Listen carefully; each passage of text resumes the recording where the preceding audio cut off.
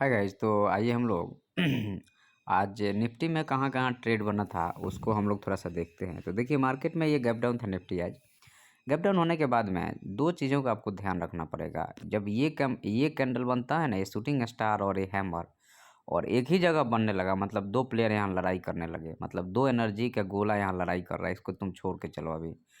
जब ये कैंडल बना, मतलब ये वाले पार्टी हारा, और इसके बाद इसको ये रिटेस्ट करने का ये ग्रीन कैंडल, तो यहाँ पे आपके ट्रेड बन गए, नीचे का आपका एसएल हो गया। अब थोड़ा इंतज़ार करो, तुरंत यहाँ से बाई नहीं करना चाहिए। सपोर्ट जोन है, प्रीवियस सपोर्ट जोन है, यहाँ पे तुरंत बाई नहीं करना, थोड़ा इंतज़ार करना पड़ेगा अपने को। अपना ट्रेड नंबर 1 बन गया यहाँ पे, तो अपन ने एक ट्रेड का यहाँ पे ये सिग्नल लगा दिया। लॉजिक क्लियर था, आपने देख लिया, ठीक है। अब थोड़ा सा हम लोग यहाँ पे ये जो ट्रेड बना है, इसके पीछे का लॉजिक अगर हम लोग लगाते हैं तो सिंपल है। देखो ये आया, यहाँ पे बाइंग आई, फिर से यहाँ से सेलिंग आ गई, तो मतलब यहाँ पे सेलर थे, वो सेलर ले आने की कोशिश कर रहे थे, ये बायर बेचारे हार गए थे।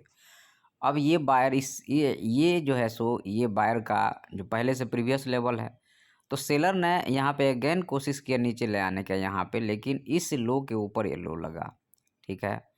और ये ऊपर जब जा रहा था तो आप इस कैंडल पे यहाँ पे एंट्री लेते, यहाँ पे, तो यहाँ पे गया, सेलर का लेवल था, अगेन नीचे आया आपको, और यहाँ पे जब ये हैमर कैंडल बना तो यहाँ पे तो डेफिनेटली इंटर लेना चाहिए था। या तो आप यहाँ इंटर लेते, और नहीं तो इस हैमर कैंडल पे इंटर लेते, और टारगेट यही रखा जाता।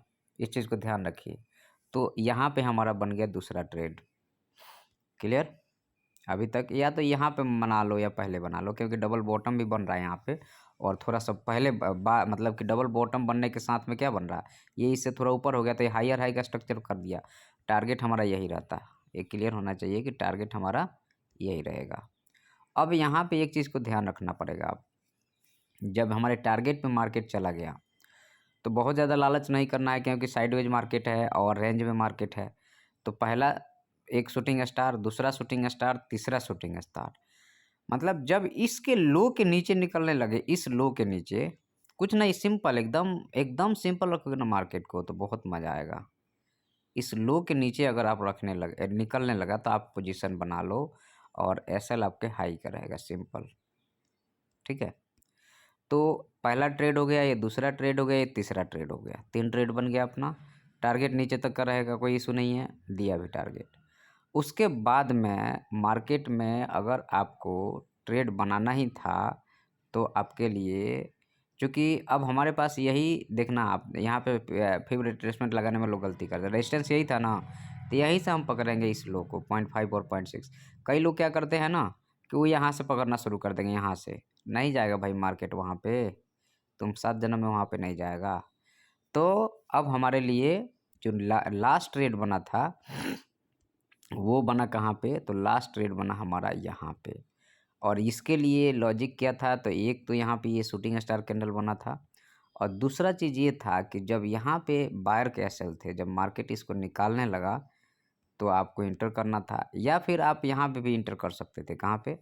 इस शूटिंग स्टार कैंडल के एसएल के साथ में। आप जैसे यहाँ पे इस शूटिंग स्टार कैंडल के एसएल के साथ हम आ सकते हैं, वैसे यहाँ पे इस शूटिंग स्टार के एसएल के साथ आ जाइए, या ये निकाल रहा था तो आ जाइए, तो भी आपका यहाँ बन गया। तो हमारा 4 ट्रेड बना।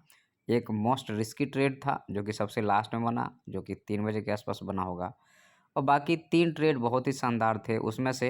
अब जैसे 4 ट्रेड बना, तो 4 ट्रेड बना, तो मान लीजिए कि आप यहाँ पे बुक करें तो ठीक है, यहाँ ये रिस्की है, और यहाँ तक का टारगेट था, बुक करके चुपचाप बैठिए। फिर आप यहाँ पे बना, एक ये टारगेट था, बुक करके बैठ गए, फिर आपका ये टारगेट यहाँ से ये हो गया। तो ये 3 अगर पॉजिटिव में है और एक थोड़ा मोड़ा स्कैल्पिंग वगैरह भी कर लेते हो तो ठीक है, नहीं भी करते हैं तो 3 ट्रेड एक दिन में बहुत होता है। अब हम लोग आ जाते हैं बैंक निफ्टी पे।